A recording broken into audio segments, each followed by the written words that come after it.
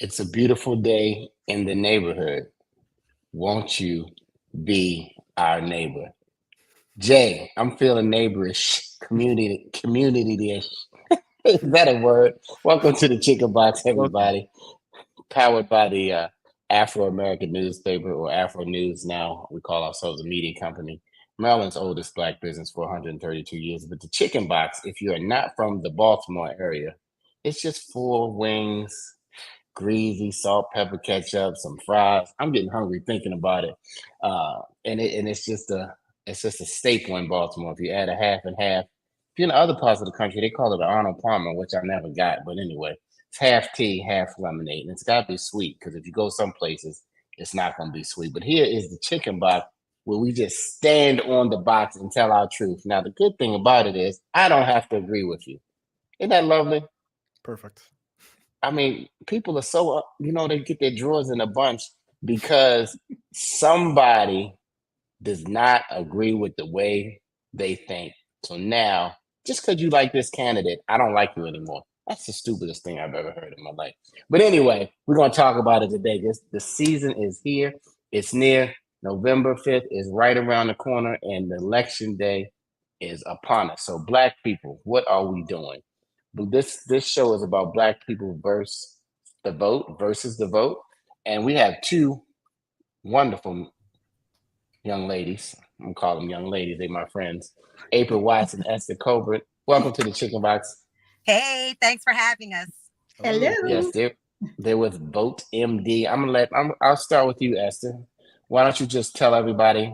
Well, most people know Queen Esther from Baltimore, but it's a big world out there. So, Esther, outside of that, why don't you just introduce yourself and then and tell them a little bit about what your aim is today, and then we'll get started with you, April, and we'll get into the conversation.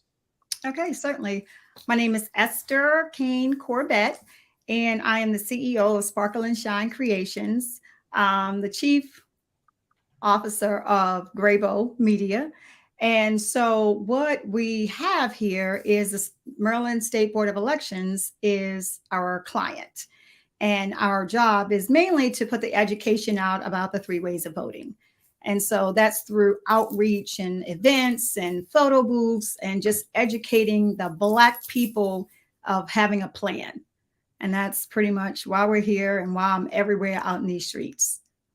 What is the plan? April Watts, always a pleasure.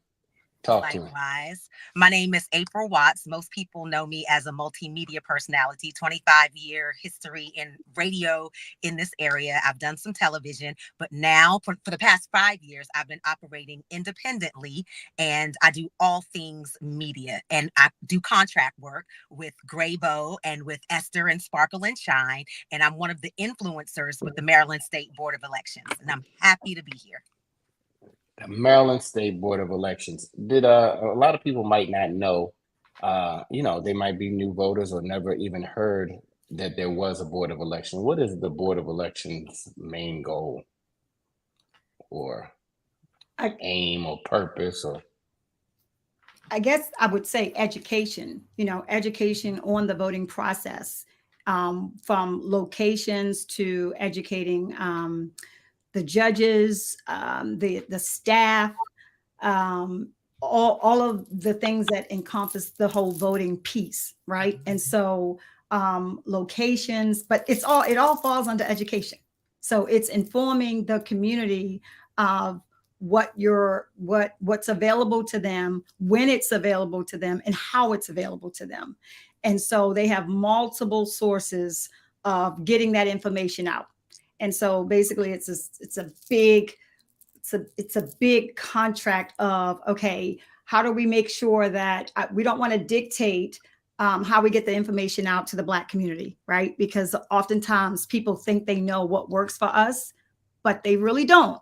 And so it's like, oh, well, we need a Black agency to represent getting the information out to the Black community.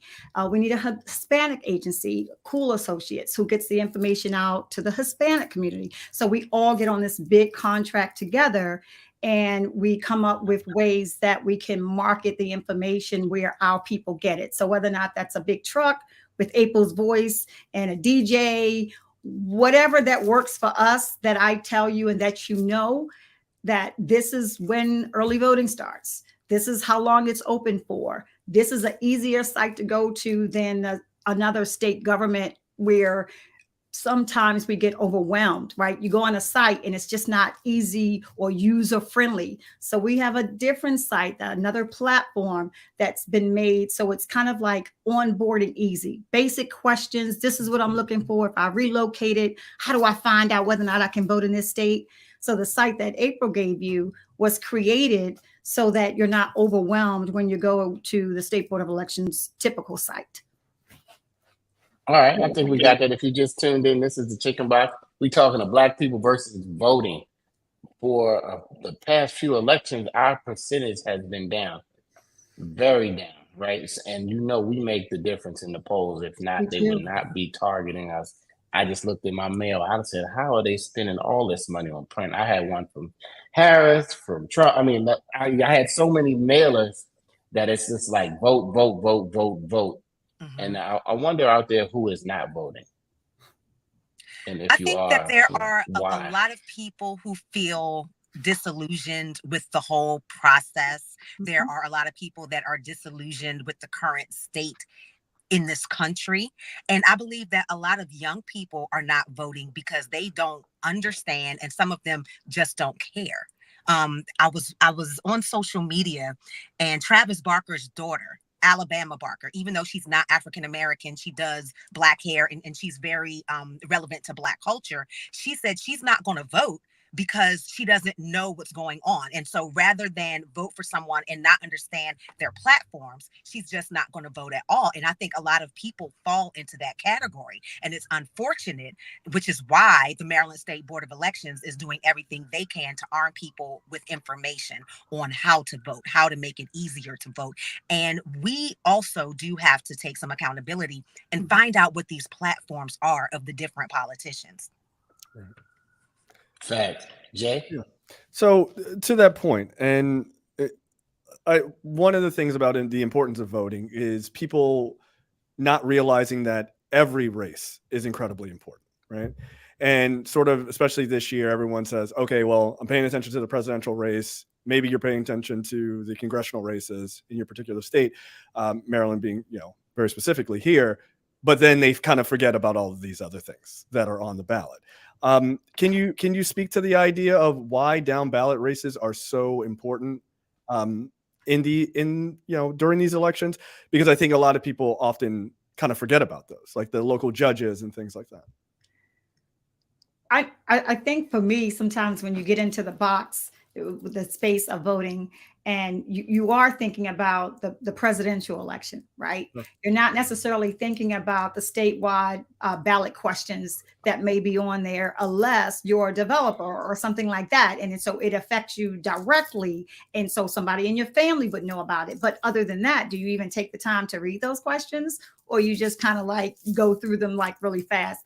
I think another thing that the State Board of Elections does is when they send the circular out, it actually tells you like, when do I vote?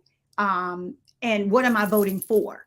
Mm-hmm. And it lists the information on there. So if you're not sure, right, as to other than the state senator and the president, it tells you right on the form.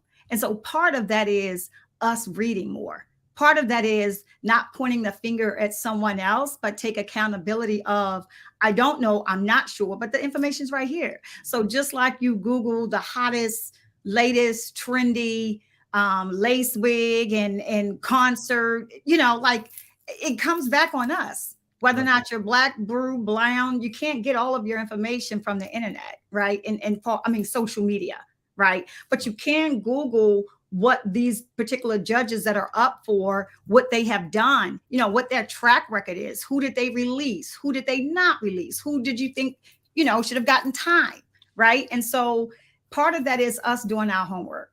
Once they give us the information, we can't continue to be naive or ignorant to not do the research.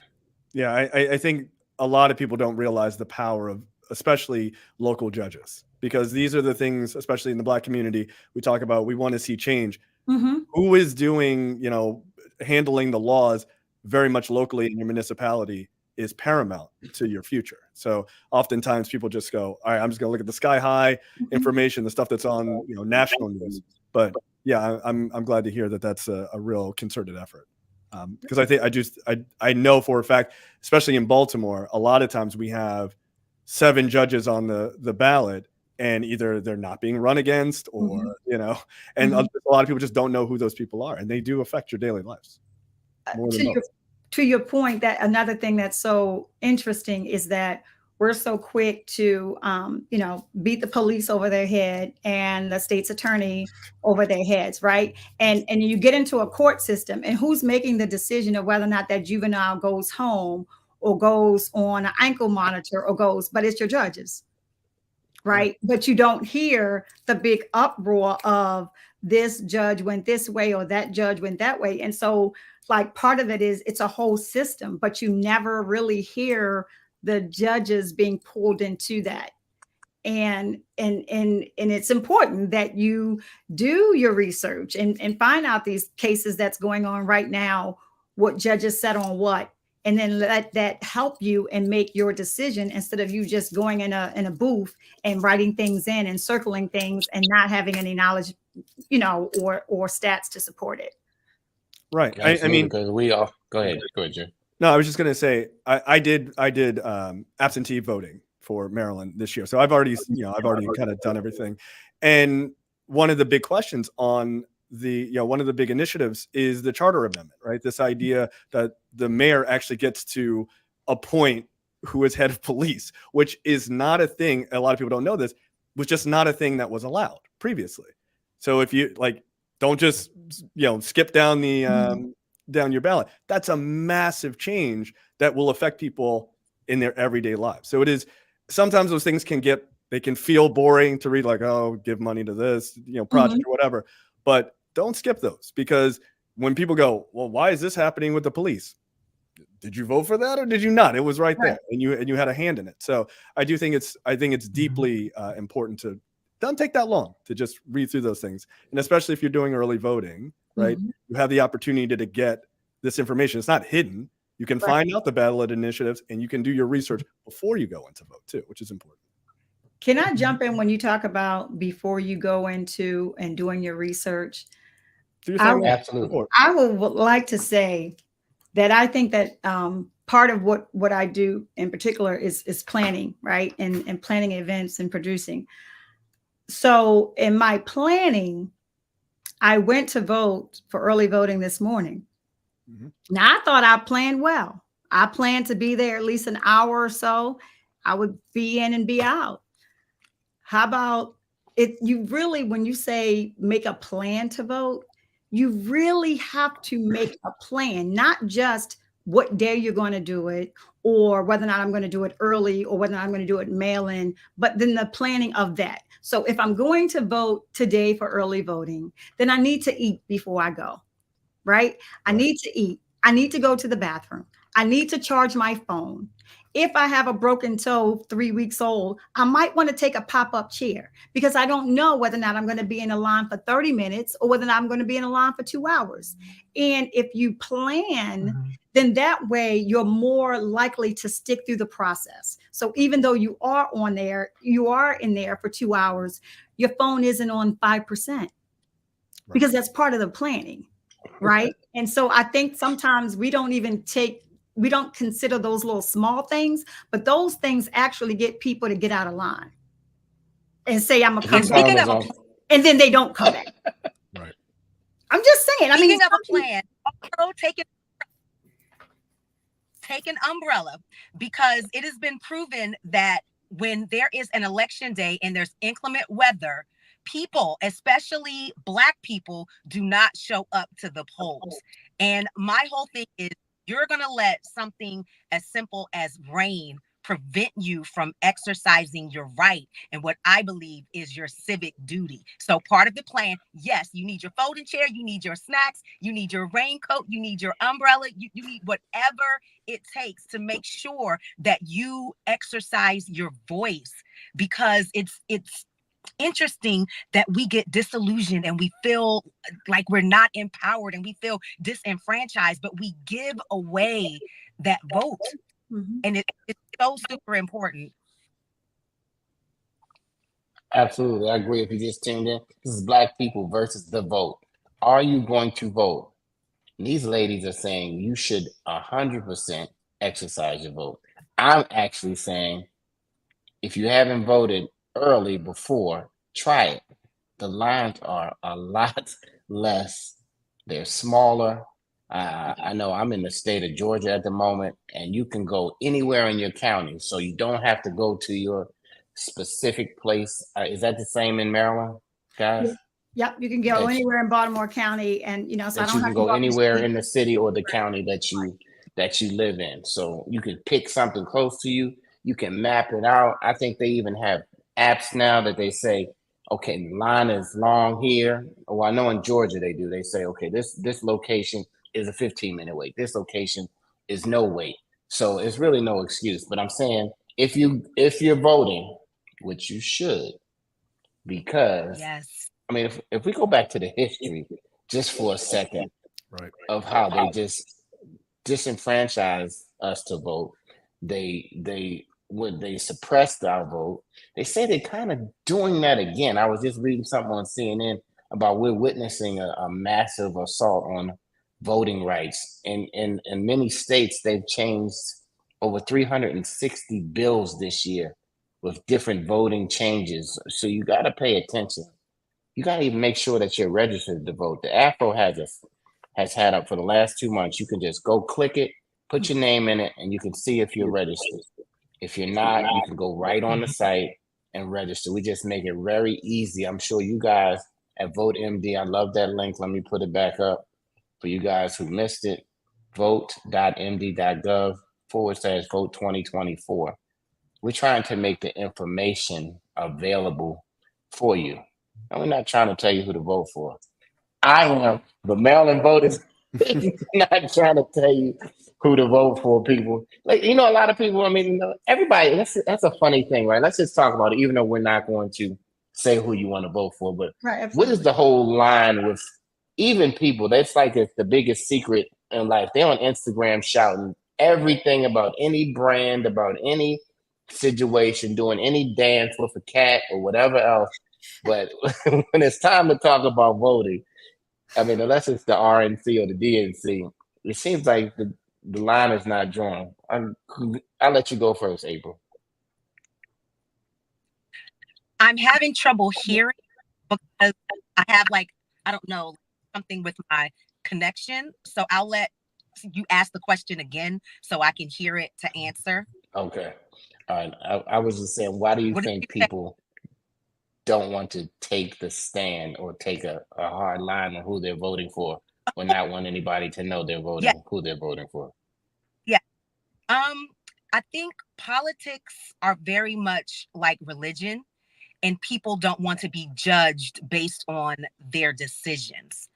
People do tend to judge, like if you have a certain job or you have a certain network, and you don't want them to know your politics because they may judge you and make decisions for you or deprive you of opportunities because of your politics. That's true. Okay. Right. All right. That's one good answer, Esther. Yeah. That's like a top one. Like we were playing Family Feud. That's a winner right there. Okay. Esther. Right. That's it. Because I can tell you as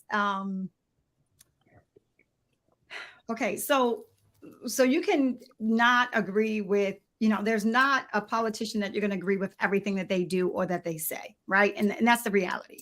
And I think that if I'm for the sake of education, I don't get into, I vote for this, this is a great person, you should vote for this. I don't get into that. But if someone was to ask me, Esther, who are you voting for? If I was to say, and don't throw me off of this platform, but if I was to say that I was voting for Donald Trump because in my household, I think that he's the best candidate, right, I would be alienated. I would not get Afro's tea. probably as the photo booth vendor. I would probably not be partnering with Well, no, someone. that wouldn't be. That wouldn't be. Let me speak for the Afro. You'd still be there because Okay. I'm beyond. That's what the chicken box is about. We gotta listen, Black people. We gotta get beyond this little. It's kind of. It's so small minded. It's just like saying all Black people wear their hair the same way. You know that we all talk the same way. Some people yell to jail. Some people are just hood.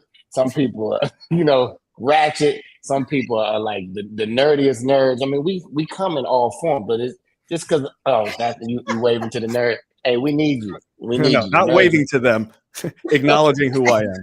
That's fine. It's fine. It's fine. Well, it's good to know, but I'm Motion. just saying, stop killing your friends because they don't want to. Let's just keep it right there because they want to vote for Trump. Sure. And it's a lot of people. I mean, I'm watching a football game the other day, and they just kept showing that ad with Charlemagne and the Breakfast Club and DJ Envy and all these guys. And I know these guys, and I'm scratching my head. I'm like, it must be a really big check for these guys, or they really think like that. And so, am I not their friend anymore because the Breakfast Club is seems like, my only problem with the Black men, and I'm going on a tangent right now, is how they handling our sister. She's still a Black woman, and some of us are really handling her a little rough. I mean, you wouldn't want your sister or your mother or your wife handled like that. So I'm gonna leave it alone right there. This is the Chicken Box. We talk about Black people versus voting. We have from Maryland Vote Esther Corbett and April Watts on as our host. They represent the Board of Elections in Maryland Vote.gov. We put it up there. We'll put it up there again. They're not saying that you got to vote. They're just saying that you need to get out and vote ASAP, like today, because early voting is open in Maryland. Yeah, you weren't thinking about going today, but today is the day it's not going to be a line. It was going to be in though. there. It was Was a it a line. line? It Which was way? a line. I went to a location in White Marsh, literally 2 miles from my house, and the parking lot was jam packed. It was the day the first day? Today is the first Yes. day. Oh, okay, today is the first day. It was a line before they opened at 7 this morning outside. I mean, keep That's in what I'm mind, talking about. there's over 15 million people have voted early already nationwide. I think this is record turnout, right? Yeah. Blowing the doors off in Georgia and Pennsylvania, very specifically. Look, early voting, especially in places like Georgia, which is notorious for 8-hour lines and things like that on voting day. Please, by all means, get out there as early as you can. I've never had more than a 15-minute wait, thankfully, in all the times I voted in Baltimore. Doesn't mean that you're not going to get that. So just early, make sure that way you can get there and they say, hey, you need, there's something wrong with your registration. Cool. I got a week to figure it out, something. Right. But you don't want to be there on day of and be scrambling, right? I do want to talk about, can you guys talk about the different ways to vote? I think a lot of people know like early voting is sort of a nebulous thing, mail-in voting is kind of a nebulous thing, and then voting day. But can you explain the difference for folks who may not know? I mean, I don't know, April, if you want me to chime in. I mean, the difference obviously are the dates. Early voting is today, the 24th through the 31st from 7 a.m. to 8 p.m. And just as you just mentioned, getting it out the way just in case there are any hiccups or any bumps with the registration or whatever that looks like. And I know absolutely the lines, although may be long, are going to be less within this week that you go ahead and process your vote instead of waiting until Tuesday, November the 5th. So I think, and then you have with the requesting your ballot and mailing in your ballot, you have to request your ballot by October the 29th if you're going to do the vote by mail. And voting by mail, I think is, it's cool. You have to be postmarked by November the 5th, election day by 8 p.m. But I think, I don't know, it's just something about in person, whether or not you do it early or you do it on Tuesday, November the 5th. I just think about community and talking to people in line. I just remember going to vote with my grandmother and that whole experience. And I don't think anything takes precedent over that. I mean, I know when we were in COVID, everybody was doing the mail-in ballot and so forth, but it just wasn't the same. It just wasn't the same. And so I think that anytime that you can get out and interact and engage with other people is important. I mean, because you're talking about voting, and voting is a community civic thing. And so it should be about people and conversations, and not necessarily even about your candidates, right? But it's the guy that was behind me. Of course, he told me, I look nice. Oh, thank you. But then it was, oh, I should have ate something. He was talking about how hungry he was, but it was just a conversation. And the man in front of me was talking about his legs was tired, but it was just a conversation while we were all waiting to cast our ballot. And you don't get that from a piece of mail. So I'm saying that if you can't get out, yeah, absolutely, please vote by mail. But if you can have the experience to be in the community and talk with other people, then do early voting for the sake of time, and worst case scenario, do in-person voting on Tuesday, November the 5th. But just make sure, and have a plan. Call your girlfriend, the young people 18 to 40, make it, when we leave voting, we're going to go to brunch. Everything has to be an event for them. So I encourage them to make it an event, make it an experience, right? Because then they'll stick to it. They'll have their little group chain going. They'll meet up. They'll be there. They'll cast their ballot, and then they'll go to the club, or they'll go to whatever that looks like. I think we really do have to hone in to speak to getting them to say, yes, I get it. You think it's a conspiracy. You think they are all ... I get it. But if you don't be a part of this process, you get no say. You get no say in anything, no matter which way that this goes, right? And so I think, my son calls me Erky all the time. So I can't say what that looks like for them to make their plan and how they're going to click and how they're going to do it. But I just know that sometimes those creativity things that they do to go do something, that's what has to happen to move the needle to get them to go vote. It has to be. I like how you talked about the family, Esther. It is a good family exercise, of just, they say train a child up like they should go. And, bring them. They don't want to go nowhere. They don't want to go to church. They don't want to go to the store. They don't want to take out the trash. They don't want to go vote. That has nothing to do with nothing, okay? Because what they want to do has nothing to do with what we're doing until they paying the rent, gas, and electric, and everything else. This is not it's not a democracy at the house. Not really.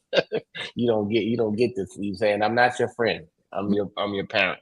I don't really care if we're friends. Now we can be friendly, but the main thing is that we have to teach. What generation do you think will not be voting the most? Is it one particular? Is it the millennials? Is it the Gen Z? What are you guys finding out there on those streets as you go do these different events? The people who are not really feeling voting. From my experience. No, go ahead, Esther. No, I was from my experience and talking to the people. I think it's been Generation Z for me. Like the younger people just don't feel connected. They don't, like, their generation think that it's a post-racial society, and they aren't as politically active. They're more interested in social media and interested in living soft lives and traveling and creating content and things of that nature. That's been my experience, but it doesn't mean that that's a universal experience. Esther? I don't remember all of the age groups, the Gen Z, now the millennials. I don't know where they break off oftentimes. I think what I'm seeing from being out in the community and doing all of this outreach engagement is their ages between 8 and 25. Mm-hmm. And that, for whatever that age is called, those are the ones that are just literally telling me, I don't think I'm gonna do that, and I'm just like, well, why? and I'm having real conversations, and they were like, I just kind of just don't believe in it. Like, not even a valid, Yeah. well, I've done my research, and studies show me from electoral votes and that. They don't even have anything to support the no. It's just kind of no. It's kind of emotional thing, right? Yeah. Yeah, it's kind of, well, I mean, I don't know if that's for every voter, from the boomers on down, but is it emotional? What do you think, Jay? Is I it think emotional? Do your emotions weigh in on voting? Maybe not you, because yes. you No. raised your hand for the No, I no, for I the no. for the Emotion details. absolutely. Yeah. No, emotion absolutely weighs in for me, right? Because what you're voting for are policies and people to, yes, they are implement laws, but those laws affect human beings.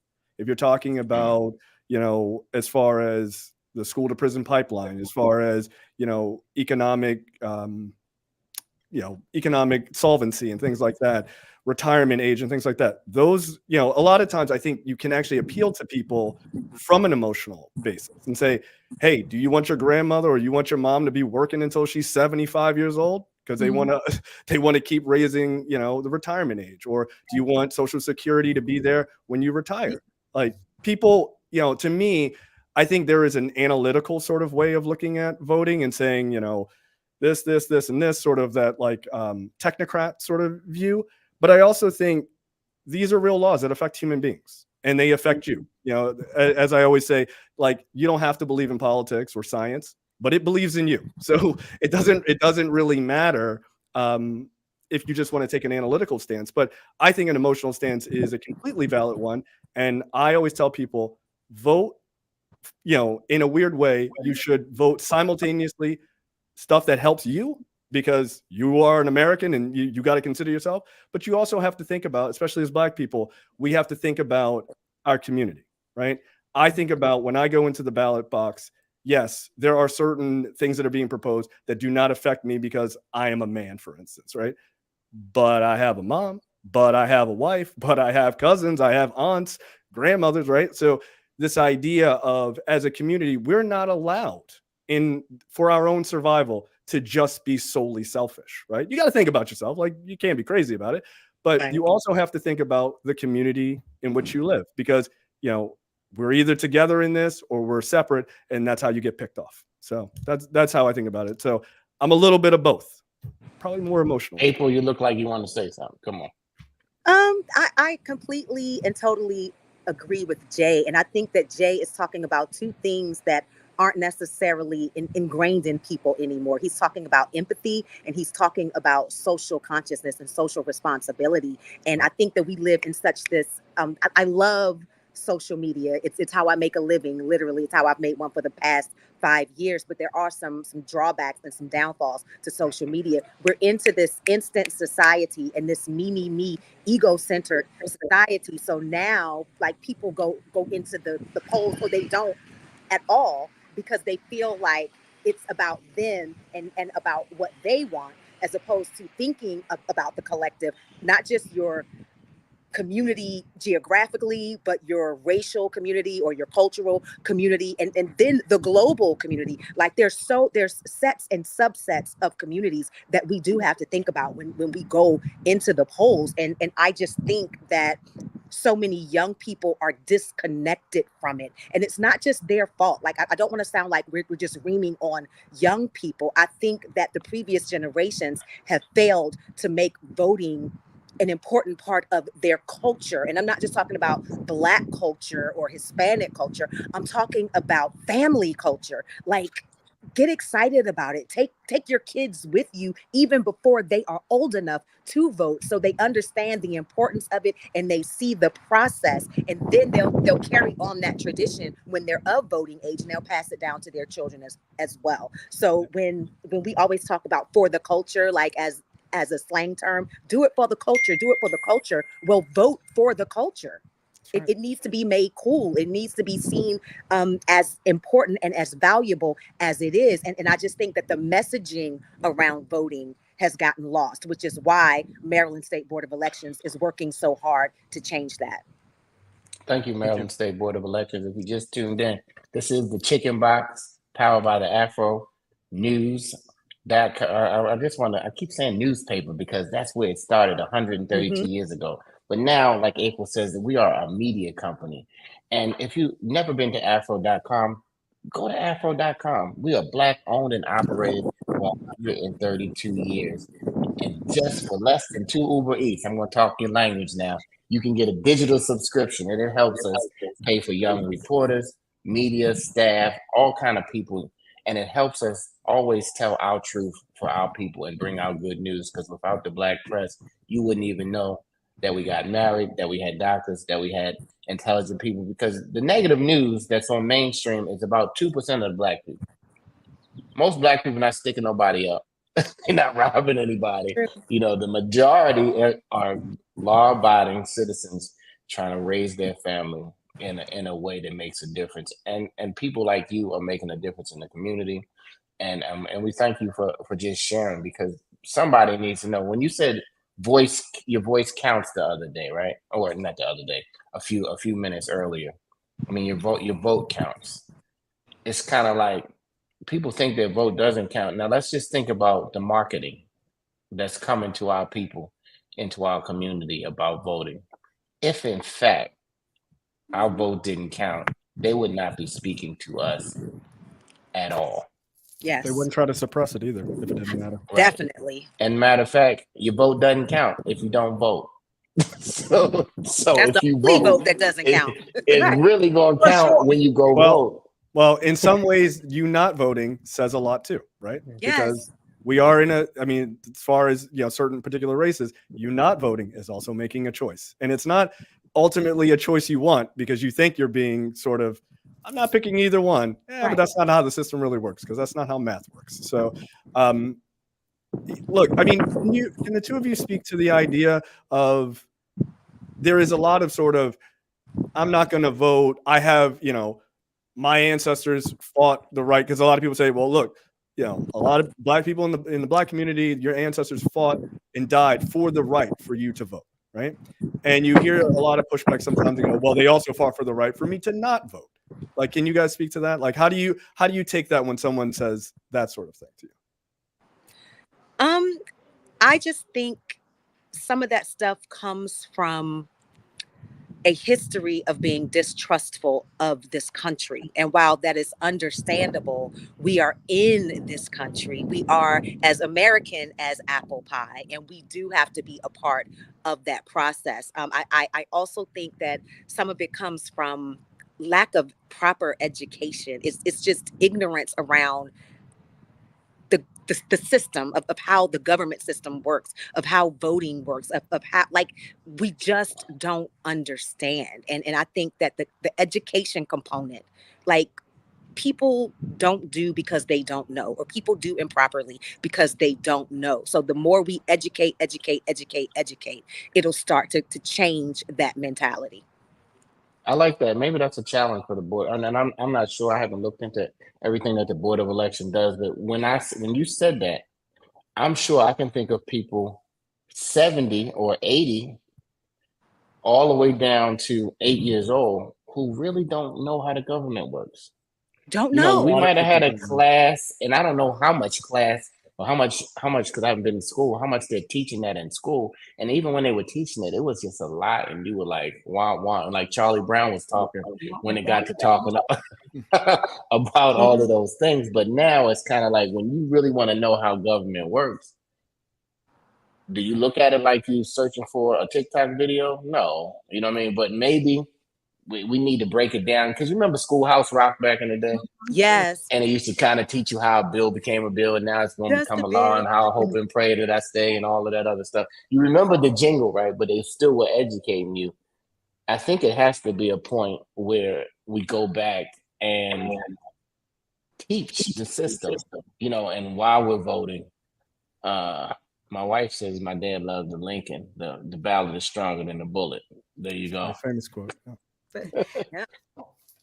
Famous quote. Go ahead, Esther, jump in. I was going to say, just to chime in a little bit on some of April's comment. I think there are a portion, though.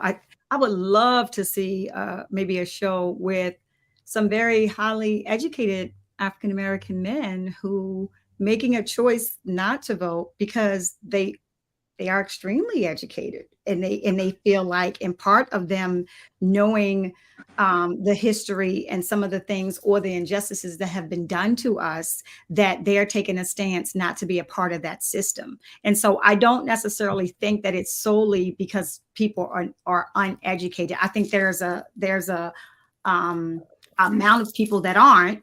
And these children today, I'm not even sure what's taught in school about the whole process of voting and what that looks like. Don't know. But I do think also the age group between 25 and 40, they are a little more educated, and they're still making a decision not to be part of a system that they think is broken. And so I just, because sometimes I get into these little conversations, I don't want to say debates, with that age group, and they're pretty knowledgeable, to be honest with you. And I'm just like, whoa, or I try to speak to the human side, and I talk about, retirement and them changing the laws and how you're not going to be able to get your Social Security, or nothing's going to be left. And then some of them like, I never plan on drawing from it. I'm never going to work a job at 40 and 20 years. I'm never going, like they are to a total different level. And so those things don't mean anything to them. Right. So it's, how do you have those conversations? Right. And go ahead. I'm sorry. Go. Because I think that it circles back to the point that Jay was making, even though something doesn't directly impact you because you don't plan on withdrawing from Social Security or like all of these things, you have to think about the collective, because ultimately what's good for the collective is what is ultimately good for the individual, even though it doesn't impact you on a personal basis. So with those people who I like to say are sometimes too smart for their own good, or too educated, you know what I'm saying? We have to start teaching empathy and start teaching collective mindfulness and collective consciousness. Yeah. I like it. I agree. I mean, look, I think there is a conversation to be had about, I can understand, and I've had many conversations about this, I can understand people having a reluctance when it comes to voting, especially on a national level, when it comes to things like electoral college, right? There are tons of people who are disenfranchised because you live in a particular state that always votes blue. Right? For instance, there are more Republicans in California than there are in Texas, right? People don't think about it like that, but those people are largely disenfranchised. However, you cannot fix those rules. You cannot hopefully build enough power in local legislatures to change amendments to fix those things if you do not put yourself a part of the process in order to get there, right? So it's like, yeah, the road is hard and there's a lot of blocks in your way, but you standing on the side doesn't change the blocks in your way. You got to keep trying to push. And so I think it's important, and I would assume that the two of you would agree, but speak for yourselves. I think one of the biggest things with voting is people like to vote every 2 years, or some people only vote every 4 years, and then they turn off. And then they go, oh, wait, what happened? When they, pull their head out of the sand 4 years later, like, well, why aren't these things done? And, that idea of you have to vote, and then you have to stay engaged, and you have to hold people accountable that you voted for. And it's a long process, and it's a pain. But in order for the democracy, as they say, to move forward or to become a more perfect union, as Obama would say, you have to stay engaged. You just have to. And that is your responsibility for living in the society. So it ain't easy, of course, but it's part of your job. It just is. And you don't have to get out there and campaign. You just got to be engaged. I agree. I don't even think it's a long process. I think it's a perpetual process. And that's what people forget. Like, they think election season is when you become informed or when you engage. If you stay engaged 365, you won't have to scramble to try to figure out what the platforms are. You won't have to scramble to try to figure out, well, what is this referendum here? And what is this item here? What does this mean? Like, you'll already know. And especially for African Americans, like we're always saying that we don't get the respect that we deserve in this country. But I do believe that part of that is because, in large, many of us don't vote. other Correct. people are, or other groups of people are taken more seriously because they go out and they vote in blocks. They write letters to their Congress people. They show up and they're actively engaged 365. And I believe that if African Americans were, we would see a shift in the way we were treated all across the board. 1000%. I agree. Older So we gotta white take a conservatives stand. vote every year. We Every gotta 2 put our years. foot down about something, people. I mean, we can't just go along to get along. Okay, we're going. Okay, this company is not really African American friendly, and we say we're gonna boycott. And other people are like, you know what? I ain't doing that.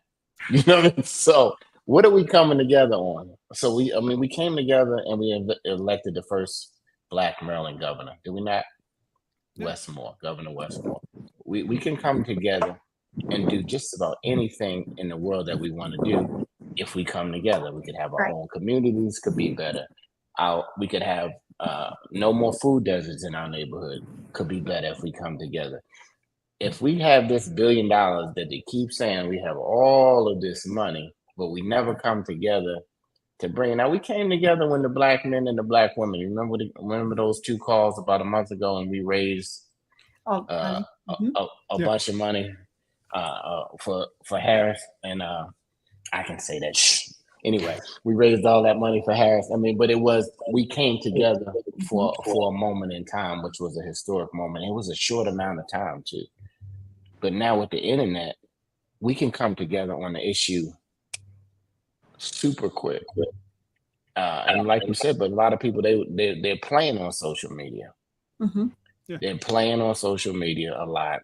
They think now this is the new way to get rich. You know what I mean? Before you used to think if you played sports or if you could sing or whatever you had your big break. Now it's okay. I could have my big break every day on Instagram or YouTube, and I can get paid. And some people talk about anything just to get these numbers up. But when do we come together? That's just a question that is folks out there. I'm speaking because this is the chicken box. Sometimes you gotta just step up on the box and speak. But we are talking about Black people versus the vote. We have the 2 wonderful, beautiful ladies, Esther and April from the Maryland Board of Elections. They have a website to make it easier. If you are still in the fog, in the dark, if you have not decided, please, it has been a lot of blood, sweat, and tears for us to vote. Now, until the system changes and we don't have to vote for these things in this manner, this is the game that you play. Whether you know you in the game or not, this is the game you in. And you have the ability to affect change one vote at a time.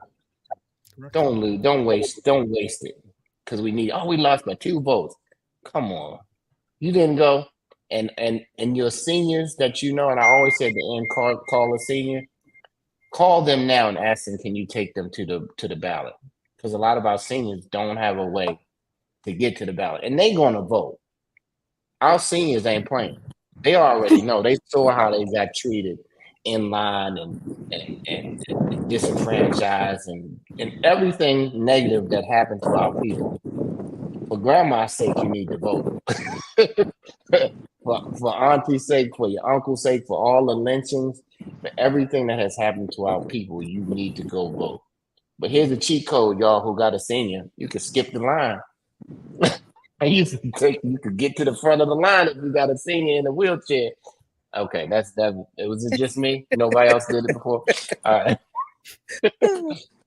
So look, I think it's good whether because it's kind of like when you're a senior and even when you end up with dementia, you kind of like revert back to when you were a child for some of the characteristics and some of the things that you do. And so I say for a senior, you pick them up and you take them to vote. For the younger crew, you give them gas money so they can go vote, right? So whatever that needs to look like to inspire them to go do the act. I'm not saying you pay them for their vote. No. But if it's you want to get something to eat after you go vote, you got gas in your car so you can go vote, then those are the same conversations that you have, just like you're calling the seniors and saying, do you want me to pick you up? That's the generation that we need to reach and that we need to make sure show up at the polls, is that you find out, do they have what they need to go vote? Yep.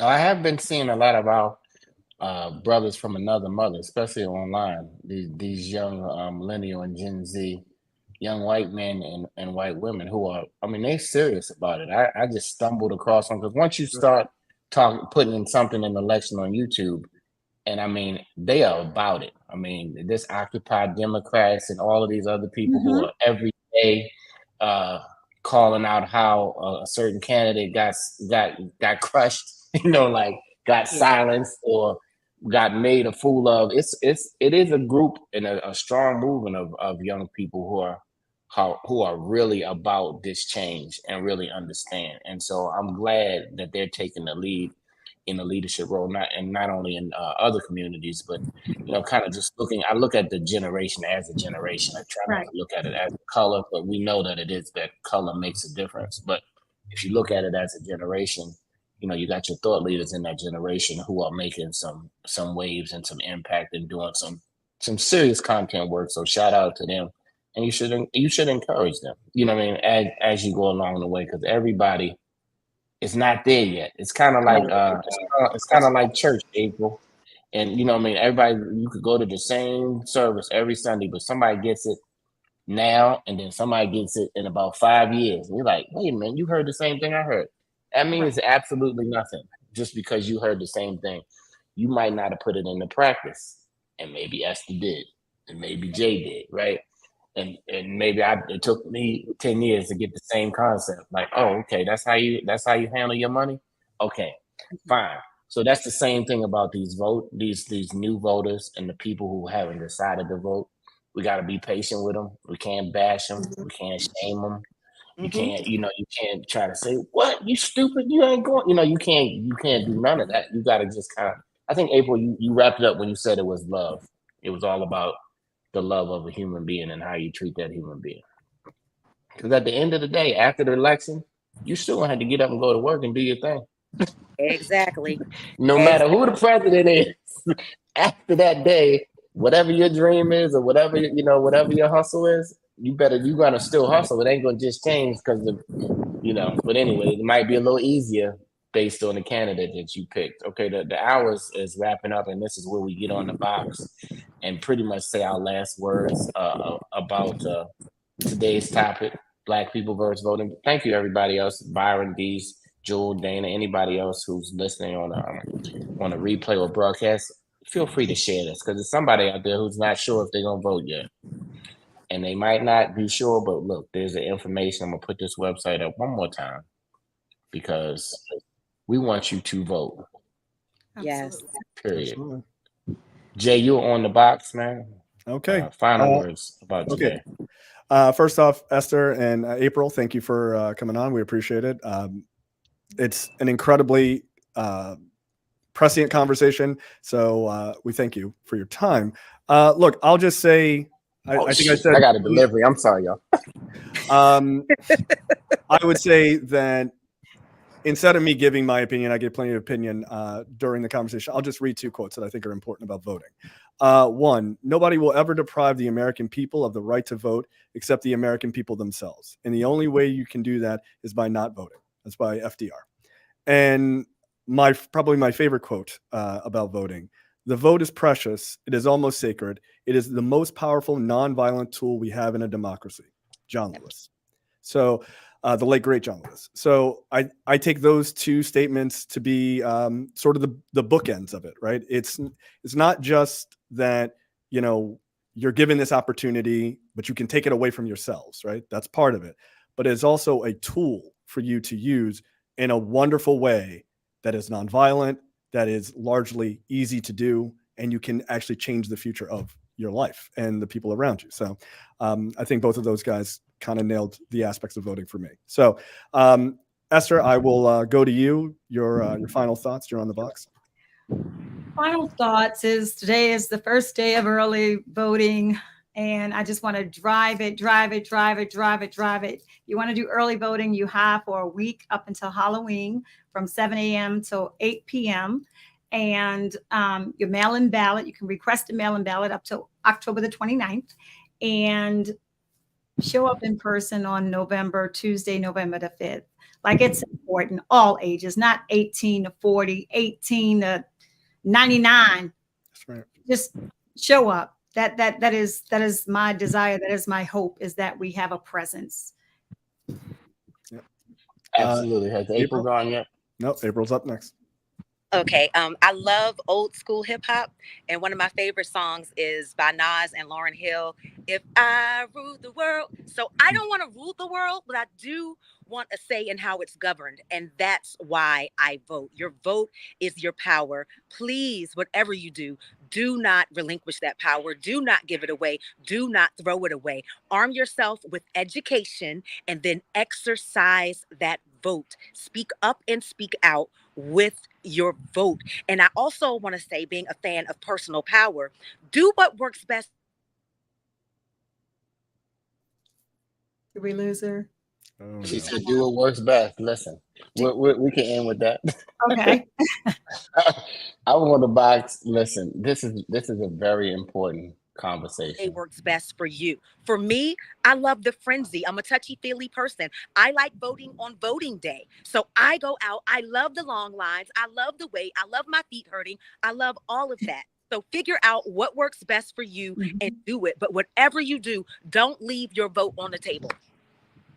Agreed. Boom. That's a mic drop. This is the chicken box. This is your man Impeccable. I'm glad that you ladies came on to just push. And the thing about it is, we're not God, y'all. But once we have the information, if you don't share it with somebody else, that is selfish. And whether what they do with the information, that's on them. But once you drop it on them and really share the importance of it, if they are some person that's connected to you, they're gonna feel your energy. They're gonna feel your conviction, and they, sometimes you don't have to know everything. Just go do it. First time you jumped off the diving board, you might not have never did it before, but you did it, and then you can keep doing it the next time. And that's how I feel about voting. You got to jump in the pool. Everything is not going to be perfect. You're not perfect. Right. Before you point all these fingers at the candidate, check yourself real quick, and see if you and see how you living with and treating people, and everything, that every box that you say you checking, you're gonna find out you're not. So nobody's perfect. It's no perfect candidate out there, but it is somebody who's gonna speak, like Jay said, to your personal needs, and you can be selfish in that way. And so before we get off, Harris Walsh, that's my vote. I'm gonna draw the line. I'm not scared. I don't really care if it comes back in an interview or anything else. That's who I'm standing with. I believe she's the best candidate for the job. She's already knows how to do it in case Biden falls down the steps or something. So we are good. She don't have no learning curve. She knows. I said in case. That's what the vice president's for. When the presidents have been shot in the past, the vice president had to be up to speed on every single thing. So she can hit the job rolling. She don't have no learning curve. She can get right to it and help move this country forward in love. So I'm gonna end in that way. Call a senior. Thanks again, everybody, for tuning in. Please vote. Please vote. Please vote. Have a great day, everybody. You too. Thank you, Esther and April and Jay. Take care. Thank you. We missed you, Dr. Draper. Talk to you later. Bye-bye. All right.